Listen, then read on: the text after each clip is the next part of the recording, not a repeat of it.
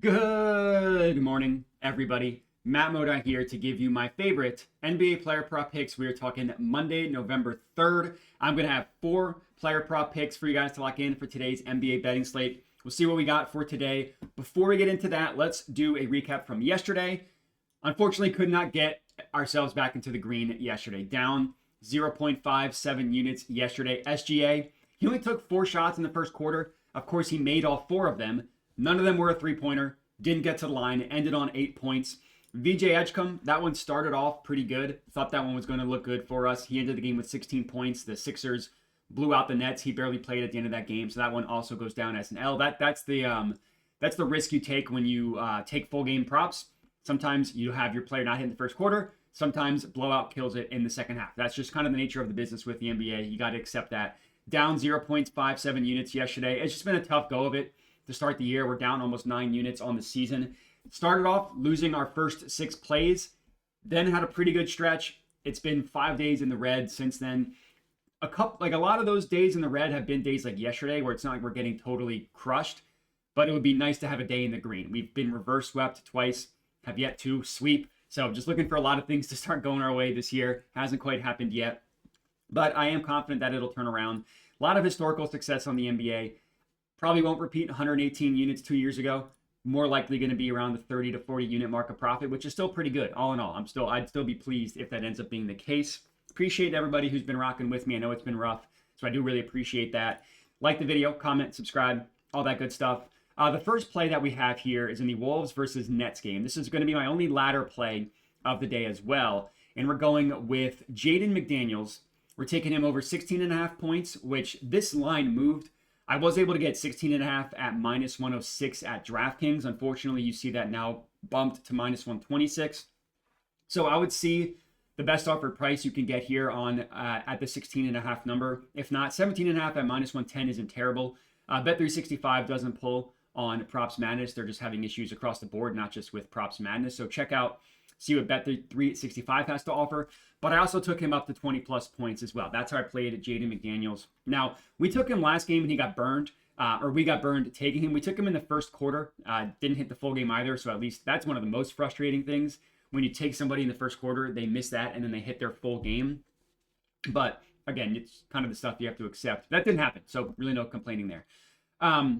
Just a tough game for him. He fouled out, only played 32 minutes, but we're talking 41 minutes the game before that, 35 minutes the game before that, 35, then a rough game with 27, and then 29. But the biggest thing here is no Anthony Edwards. And you look at the games without Anthony Edwards this year, those are the games in which he's playing 35, 41. 32 minutes is a little bit low for that. And then Ant got hurt the game before that. And you look at these games without Anthony Edwards, it's 25 points in 2 of the 3 games. The only time he missed was his last time out where he fouled out. And you go back the last couple of years with Anthony Edwards, you just take out this one game, which was 2 years ago, that was so long ago.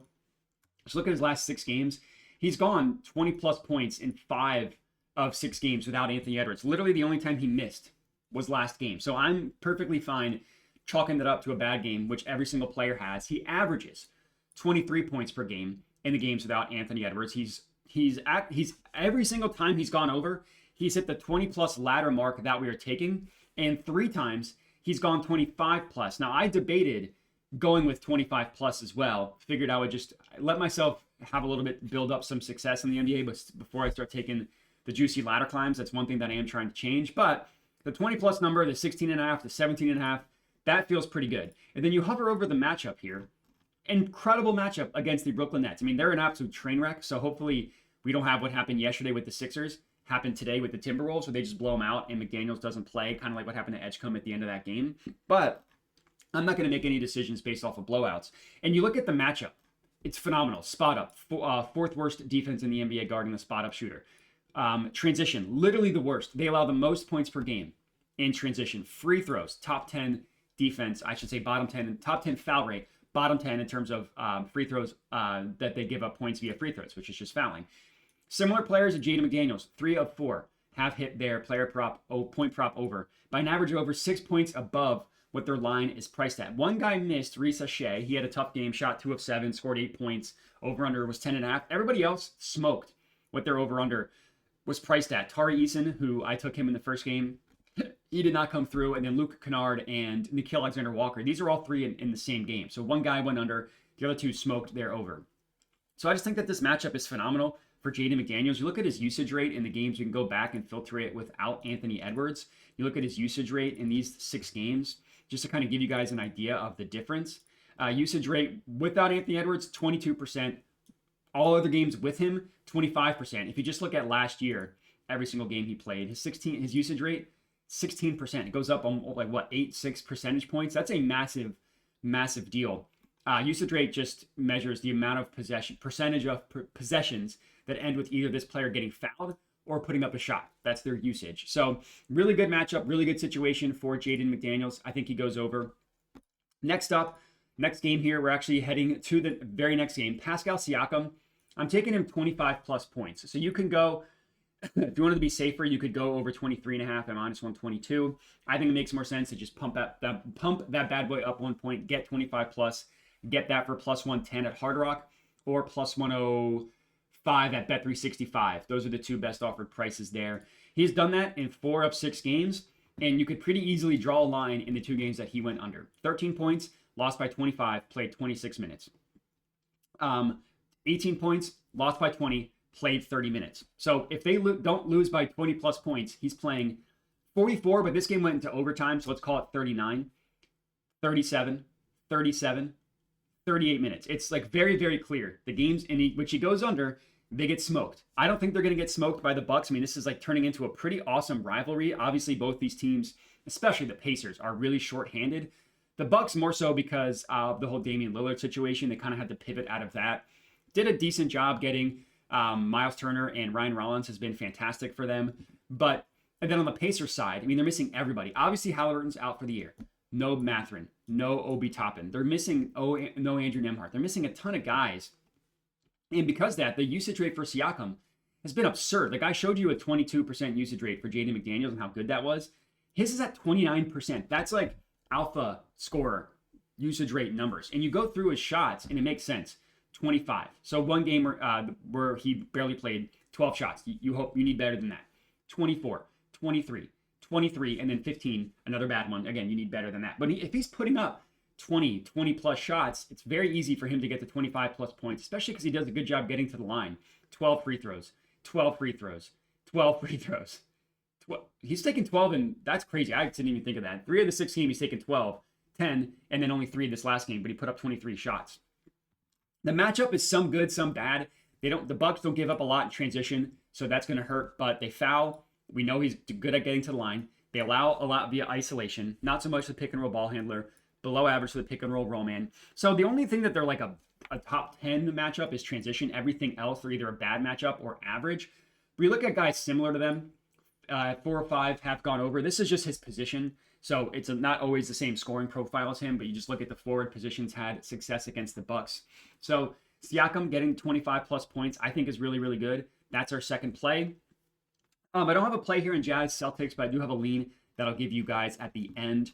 The next play that we are locking in here, we're going to the Kings versus Nuggets, and we're going with Jokic, and we're taking him on the triple-double. So you can get that at actually even better. I got plus 130 at Hard Rock. You can actually get a better price now, plus 135 at BetMGM. It's also plus 112 at DraftKings, plus 110 at Caesars. As long as you're getting plus 110 or higher, I would take it. Now, Jokic had a triple-double in the first 4 games of the year. Did not have one last game, but look at his numbers. He had 9 assists on, you see that potential assist number. If you look down at the bottom, I know I'm pointing, you can't see where I'm pointing, but 21 potential assists. That is an insane amount of potential assists to only have 9 assists. That's a very, very bad conversion rate. That's not going to continue game over game. And you just look at these numbers. Obviously the points, like his lowest points is 14. If he scores 9 points and gets 10 assists and 10 rebounds, that would be like the worst speed of all time. I don't think that's going to happen. You look at the assists. 10 assists in 3 games is a little bit scary, but when you look at the potential assist numbers, it's a little bit less scary, averaging 17.8 per game. So if you're asking him to convert 10 of his 18 potential assists, that's pretty easy. He had one game with low number of potential assists, 14, but he only played 28 minutes. You want to know why? They won by 34.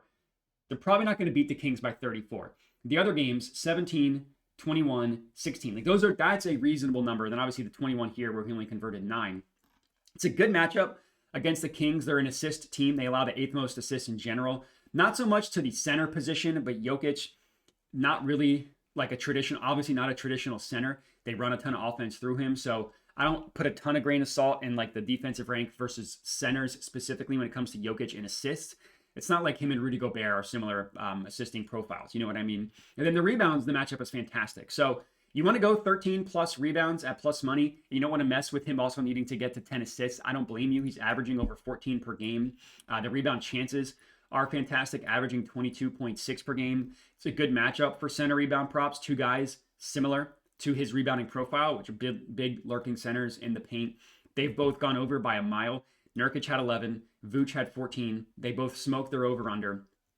And the Kings have allowed literally number one, the most rebounds per game to centers. So again, the 13 plus number is probably pretty safe if you wanted to take that for plus 106 instead of messing with the triple-double. I like the price on the triple-double, and I also like the fact that he just missed it with 21 potential assists. So that's play number 3, Jokic triple-double. And then our fourth and final pick of the video, we're going back to our first quarter king, Luka Doncic, 10 plus first quarter points. This is offered at plus 115 odds at Bet365. I don't really understand that price. I will gladly take advantage of it. He missed this last game, the first time all year. He took 5 shots in the first quarter. He made 1 of them. He took 4 3-pointers. He made 0 of them, and he got to the line 5 times. That is, you're telling me like if Luka's going to get to the line 5 times and take 5 shots, he's going to score 10 points in the first quarter 90% of the time. Probably not, but very high amount. The other 3 games, 13, 23, and 10. 8 shots, 4 free throws. 12 shots, 5 free throws. 7 shots, 5 free throws. Like his volume in the first quarter is absolutely ridiculous. I love the fact that he just missed it against the Heat. And you look at Luka as a member of the Lakers. Every single game he's played, he's averaging 10.5 points per game in the first quarter. He's gone over in 21 of 37 games. Now, he missed it in the first 3. Getting his leg straight, he also had missed a couple months with a calf injury. So you look at his last 34, 61% of the time, averaging over 11 per game. There's also no LeBron. So let's look at games without LeBron James, who we know is out for this game. And without LeBron, he's done it in 7 of 9 games. He's averaging 13.5 points per game in the first quarter without LeBron. It's absurd, the numbers he's putting up early. The only real risk here is that they are all in the second half of a back-to-back, and he played 30-some minutes, 38 minutes last night. So it's possible that they decide to just rest him tonight because he played such heavy minutes, and he is also coming off of an injury. Like he missed about a week with a finger and a leg injury. So it's possible that they give him the day off. If that does happen, I probably either will pivot to just Austin Reeves, either full game or in the first quarter, or with the lean that I'll give you guys right now, I'll add that as my 4th official play. And I was really close to taking it, just decided not to. It's Larry Markkinen 30 plus points. So you can go over 26.5 for minus 125 or over 27.5 for minus 106. I like the 30 plus number. I mean, 4 out of the 5 times he's gone over, he's hit 30. And the one time he didn't, he had 29. But look at that volume. And that's why we love this play. 10 3-point attempts, 28 field goal attempts. That is fantastic. And the Celtics matchup, not what it once was. They're a pretty good matchup for him. They gave up a ton of above the break three, not a ton. They're bottom 10 in terms of above the break 3-pointers allowed. That's where he takes 40% of his shots. They foul at a high rate. He gets the line a ton. He runs in transition. They're not a good transition defense. They're average in terms of spot up. But you see, like he scores in a lot of different ways. They don't have any data off of cuts. They're average against handoffs, average off of screens. But the volume that he puts up and the matchup against a defense that just doesn't have anybody left to guard a guy like him, I think is really good. So if you want to go 30 plus, you could go over 26.5. Again, this is not an official play.